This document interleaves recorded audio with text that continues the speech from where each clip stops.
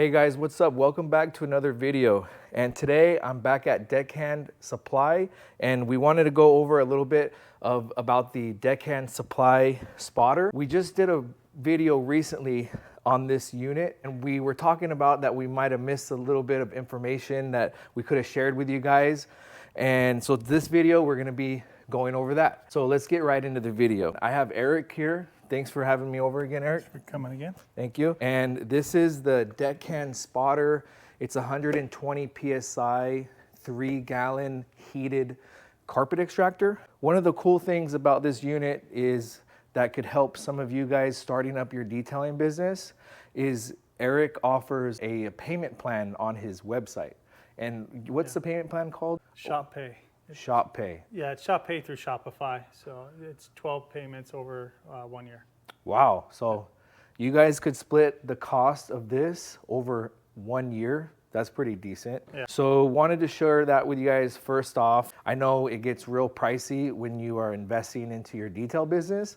So when you can spread out that blunt investment, you know, it helps out a lot. And with the spotter here, we actually been trying to get it to be as advanced as possible. So we have a glider that goes over this. We're gonna share about that today. Let me get a close up. So Eric's gonna show you how the gliders insert and why. Yeah, so this glide, so right now it's sold without the glide. It's just plastic. Some guys don't like the way it drags and feels. And if they're doing a little more delicate upholstery, they may want a glide. So we have these metal glides for like $9.99, and these will just kind of clip onto the front. And when you do put them on, it will cause some marring, a little bit harder to take off, but they're pretty simple to install. Let me just... So it takes a little bit of elbow grease to get it on. And Eric, let's bring the whole unit outside in the sun so they can get a better look real quick.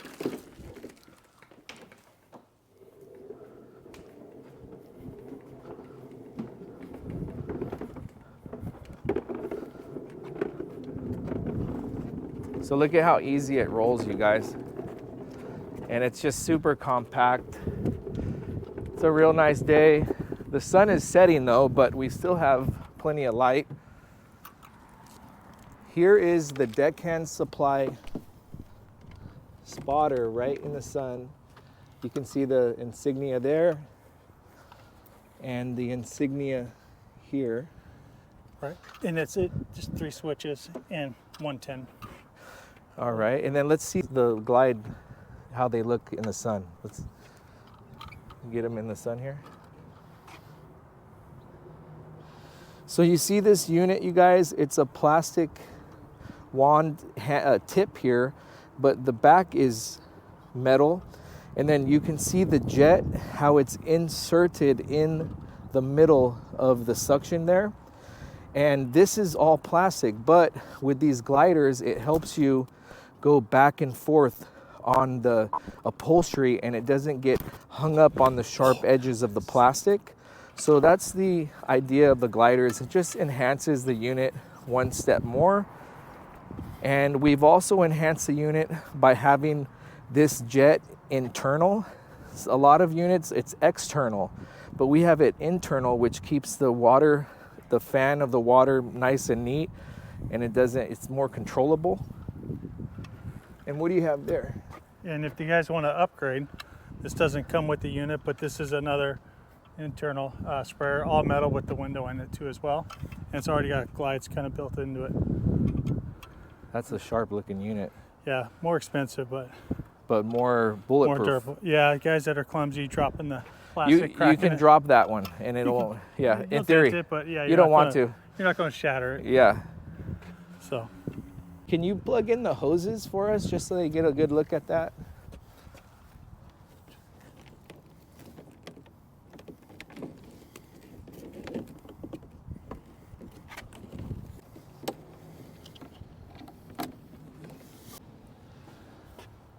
Do you want to mention any background on this unit? And we heard some of the feedback from some of the guys didn't like the 7-foot hose. They didn't like the overspray from their other wand. So we created it with the 15-foot hose and the internal sprayer hand tool. All right, Eric, so before we go back inside, let's show them it all buttoned up. So disconnect the hoses and then put in the handle. And I just want you to pick it up so they can see how compact it is.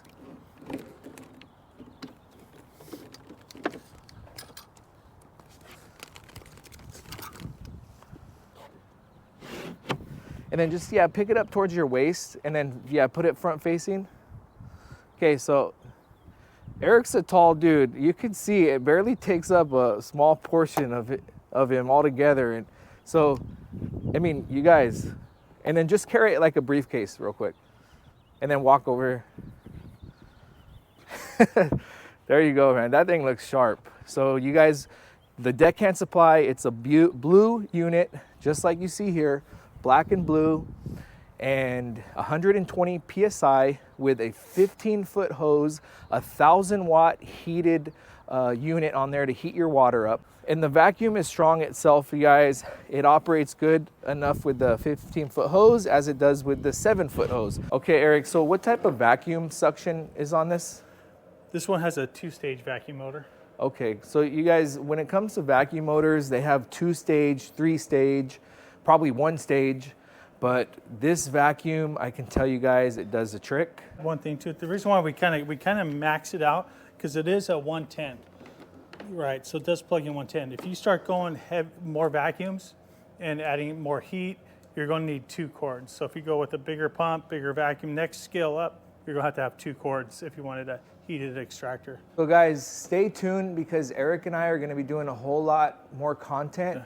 He's actually introducing me to the marine detailing world. So we're gonna be detailing like large boats and yachts together. I mean, he's the boss. He's gonna oversee, so I might do some detailing, but he's gonna introduce me to some other marine detailers. We're gonna do some collaborations. We're gonna share some different products. We're gonna do some demonstrations on the boats, in the water. Huntington Harbor mainly, or is that Newport Harbor too? It could be a combination could be of both. Yeah. So we'll be out and about down at the beach. So if you like this video and you've watched it so far, give this video a like. That's the best way to support the channel. And if you want to stay tuned for more content just like this, so give the channel a subscribe. And also to bring to your guys' attention, if you wanted to order some Krenzlas off Eric, you can go to his website, Deckhand Supply. Is it just Deckhand Supply, right? DeckhandSupply.com.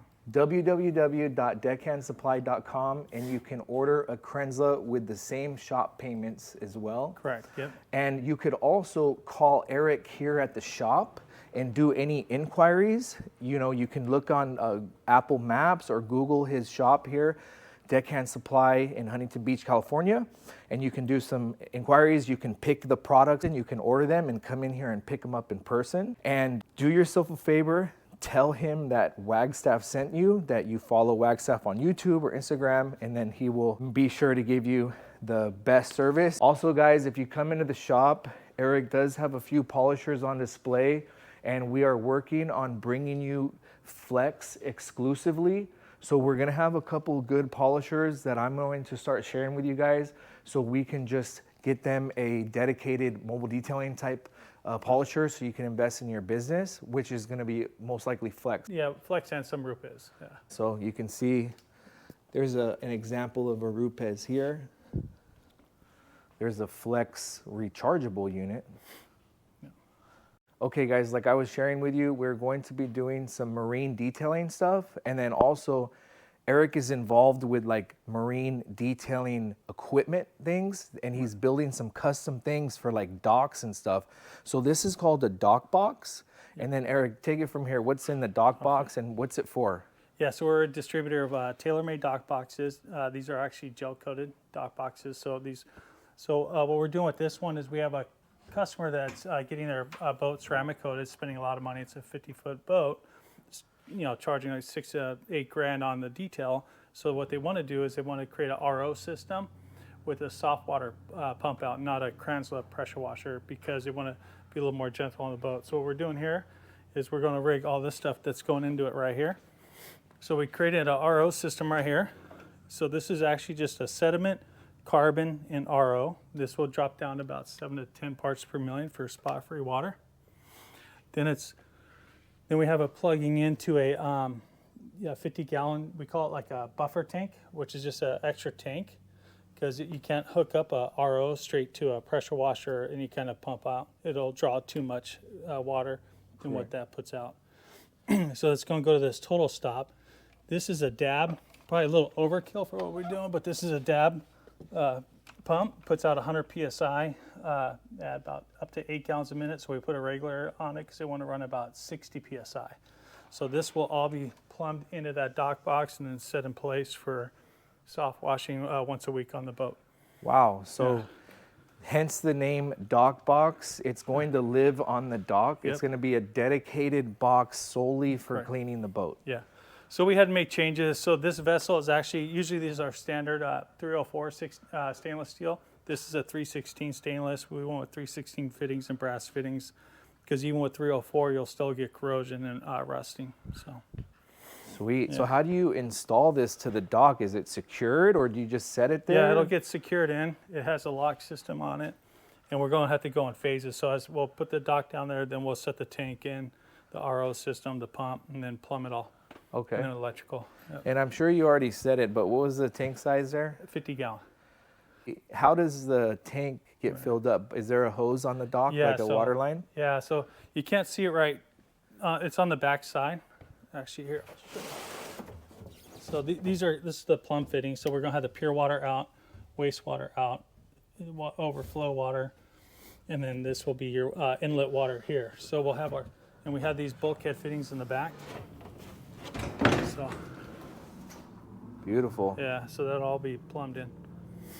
So that way, because on a lot of docks, you can't show hoses, have a bunch of stuff sticking out. So once they're done, they unhook all the hoses, and everything just looks like a regular dock box. Nobody would know anything's in here. So basically, tap water hose that's already on the dock, it's going to feed into this tank and slowly fill up. No, it's going to feed in here directly. Well, no, so the water's going to come in through that port. Uh-huh. It's going to go into here. This is your sediment filter. So from the port straight to here. Yeah, this is your sediment. This will get any large debris out of the water. From there, it will go into the carbon filter. The carbon filter is your most important filter. This is it takes out the chlorine and chloramine before it hits the RO membrane, because chlorine and chloramine will actually damage reverse osmosis membrane. So when it comes out of here, it's just clean water without chlorine. Then it goes into here.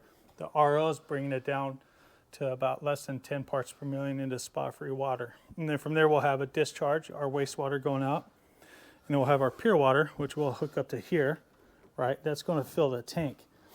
And then as that's filling out, so if the guys are running, they don't want to run out of water, so they could leave the hose running. This will plumb out. And so if it's overflowing, it's just going to spill out into the the lake water. So they'll always almost have a full tank of... Yeah. So some days they won't need to really use the filter. Right. They'll just be able to do a quick rinse down. With the whatever's already been processed. And the reason why this boat has a lot of trim, has a lot of cushions, and it's more of a family type boat. And you invited me to come document this too, right? So we most likely will see it in action. Yeah. Okay, and then also, what is this exactly again? You said this is a soft water pump? So this isn't like a high pressure. No high pressure. We didn't want high pressure on this. And this is the total stop to the pump. So this is a dram, or DAB, excuse me. That's what the brand is? Yeah, DAB. Yeah, it's an industrial pump. Probably overkill for the build, but we like to overkill things. Oh. And this is also this has stainless steel housing too as well. Does the DAB come with this, or is this an extra This was an accessory? Yeah, what you is could this? get it with or without. What's the blue thing? It's like on your Kranzle, you have total stop, which is a little thing like this. This is the total stop for this pump. So it basically saves energy. Yeah. It's like energy efficient. Yeah, I'll show you right here. So when your water's going through here, it's going in through a diaphragm. So if it, once it senses the pressure release or the overpressure, it shuts the pump down. So it sends a signal. So if you see here, this will plug in. This is getting power to so your power is going into here first. Right. And then from here, there's a sensor in here. So once it senses that pressure, it'll just shut it down. Okay. So the water is feeding through here and then exiting here. No. So this will eventually hook up to here. This is going to pull from the bottom tank. part. Yeah. And then it goes through here and then comes up out, and this is where it ejects. Yeah. And what's the PSI? So we're going to have it regulated. This puts up to 100 psi. We don't even want that much. So we want more flow and less psi. So we're going to set about in between 50 and 60 psi. Is that like that's slightly faster than like a garden hose with a trigger? So Okay. our pressure here at the building is 40 psi. At my house, it's 60. I've been to houses where it's up to 100. Wow. So you just never know. That's interesting. But yeah, we're just doing that to regulate the flow, and because we just want to make sure the boat's not getting So just blasted. essentially, this pressure is going to be almost like garden hose pressure. Correct. Yeah. This is another system Eric sells here, and this is for the guys who want to fill up at their house, basically. So let's say you have your setup at your home and you have a little area to hook one of these up. You could just fill up with your Spotless water every day or every night. What's up with this system? So this one, yeah, we call it the hand carry cart. So you could either just hand carry it, take it with you, or you could bolt it into your van. We kind of make it really plug and play. We And have how's it work from start to finish? So this one's kind of set up right now for windows, and the reason why that is because it's got a DI filter on one, so on the exit, so it brings it down to 0 parts per million. We don't need that on a car or boat. So what we usually do is we'll take the DI filter out and put another carbon filter. So right now, this will have. So right here, this is your. So I'll just kind of show you really quick. So this is your carbon filter. This is the first one that goes in here. So this is what strips out the chlorine and chloramine, like I mentioned over there. This is down to 5 micron. So that's going to clean the water before it hits the membrane, because like I said, the chlorine and chloramine will damage your reverse osmosis membrane. So what we usually do is this will bring your water all the way down to 0. So we don't need that, like I mentioned. So we take that out. You and we need put 0 for windows because you don't want streaks. Yeah, right? it helps clean, but also DI water is actually known to be erosive towards aluminums and soft metals. So you just got to be careful with that. So windows can handle it, Yeah. but your paint really not Yeah, really. now if you're doing a car every once in a while, but if you're hitting it every week and you got soft metals and all that, that's when it could be an issue. Okay. But we just don't recommend that. Even all the auto dealerships have moved away from DI tanks and all that stuff, and they went to RO. So what we like to do to get you longer life is we'll put 2 carbons in here. You'll probably change this out probably every 6 months, maybe $100, for these Wow. filters. The membrane, you should 100, get. so that's like almost $200 a year. Yeah. So Only for. depending on how much gallons in this membrane will last you 3 to 5 years. This one is And this what's is so yeah, this is like a 3-part system. So you have 2 filters up here, and then you have 1 down here. So what is a membrane, and what's the purpose of that? Oh, we got membranes too. Sorry, we geek out in this stuff. Insane in the membrane. You guys remember that song? Got no brain. I'm insane. So we have 2 types of membranes. They're both essentially from the same company, Axion. So we use either Pentair, Axion, and Emerson products. And show you here. So You guys have people, some lights back here. Sergio likes it romantic. So here's a membrane. Yeah. So we stock our membranes with this one, but these are the membranes we like to use. These membranes like to run at about 80 psi. All right. So if you're in a low flow situation, you do need a booster pump to get your pressure up. I don't have a booster pump on that system over there that I showed you for the dock box because there's the house has 100 psi feeding it, so we didn't need to do a booster pump. What's the max PSI these can handle? You can probably get up close to 100, but we don't recommend Wow. it. I wouldn't go much more than like 90. Okay. But I'll try to keep it at 80. They run the most So efficient. that's 90 PSI that you can pump from your tap water hose into the filtration system. So that's trying to pump more water at a time to filter more water per minute, right? Yeah, and what I want to show on these 2 is, so these 2 do the exact same thing. This one's a little bit cheaper, a few $100 versus $400, or I forget what the pricing is, but this one's cheaper. You'll get about 3 years out of it. This is the import. This is coming from overseas. This one, where you see it's all wrapped in tape, these ones are actually made here in the U.S., and they're actually, you get about 3 to 5 years out of that, as long as you're changing your filters and you're running at that consistent 80 PSI. I don't know if this is a dumb question, but why so many filters? Why can't we just use one filter? Why do they need multiple filters? Well, no dumb question, right? So so like I said, this is a sediment filter, right? So if you ever hooked into like a commercial building like this or into a rainbird, you know, like a sprinkler system that's reclaimed water, a lot of dirt, a lot of sediment. This is going to get that heavy sand, that grit and all that, which you don't want to clog up that filter. So this will be like your first line of defense. Once again, you have to have this. This is your carbon filter, and it brings it down to 5 micron filtration. That protects these membranes. So you can't just put water straight into this membrane, because these membranes, it's like a pleated filter inside here. And if you run sediment, you know, which this will take out, it'll clog this up. Or if you run chlorine through it, it's just going to blow out those filters. Okay. You'll probably get maybe a year life out of these if you're not you know, changing out your filters. So it's a multi-stage filtration system. Correct. It goes from one step to the next step to the next step, and then boom, Correct. you got some clean water. And sometimes we get creative, so we got guys that are tapping into some nasty waters, like South Orange County. The water's a lot higher TDS down there than it is here. So you're talking about 450 TDS at some houses. So we're going to probably beat this up. We'll go 20-inch filter. We'll go 20-inch, sediment. Okay. You know, so we'll kind of play the combinations. Where does that sediment filter go? You could go right here. A lot of when we're hooking into houses or places that have pre-filtration, we don't necessarily need the sediment. Sure. You know, because this will kind of act as that. But if we needed it, we have another. If we're plugging in the dirty water lines, there's areas where it's not pre-filtered already. Have another added layer of defense. Yeah. So this one I did put a because it is on a dock. I see it over there. Yeah. Let's check it out. So back to here. So look at this, guys. So I was asking because he brought out another filter here. So that's what's in here. So now we see the ones that were in the plastic containers, which is probably the carbon. Mm-hmm. Then here's sediment, and then there's the membrane. He has it all labeled so he can explain to these people so buying when it. our customer, when we go install it, it's a lot easier to explain everything, and then they could see it. So. All right, and then can you just share with me how the water flow goes? Where does it flow in and flow out? So on this one, you have your water inlet going here, right? Yeah. And then your water outlet will come in out of here. This is going to be your discharge water. So with reverse osmosis water, you do waste. It's about a 1-to-3 ratio. So every 1 gallon of clean water you make, you discharge 3 gallons of water.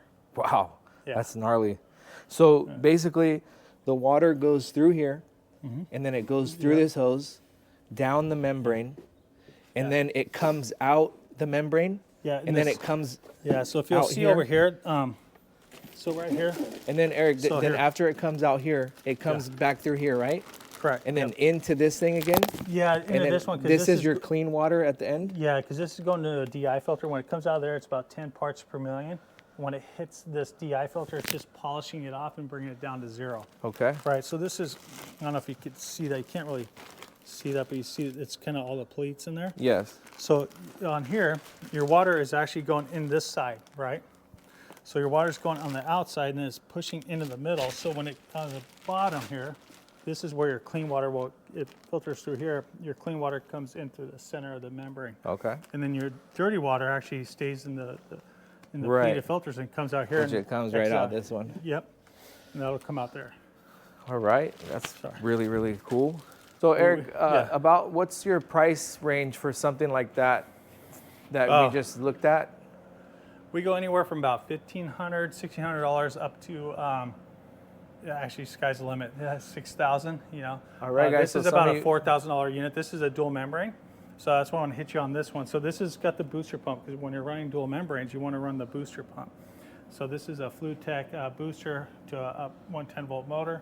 So when these membranes produce about 1 to 1.5 gallons per minute.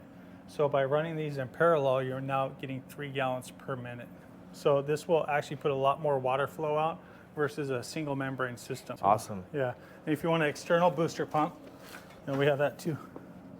This little guy runs about $960, just that booster pump. So if you guys have low water pressure, you might want to use that to just, especially if you're going to be filtering a lot of water very quickly. All right, guys, so you learned a lot in this video. You learned that you can get these on a payment plan. You learned you can come in, talk to Eric himself, or call for some inquiries. You see where it's located. You can Google the number. I'll leave everything in the description. And if you are a mobile detailer who wants to take it to the next level and start filtering your own Spotless water, then you learned a little bit about that. You know, for something like a beginner system, you could be looking around $1,500. So that might be up your alley. And I appreciate you guys watching the video to the very end. We will be bringing more content very soon, marine detailing content like I spoke about. And until the next video, guys, take care.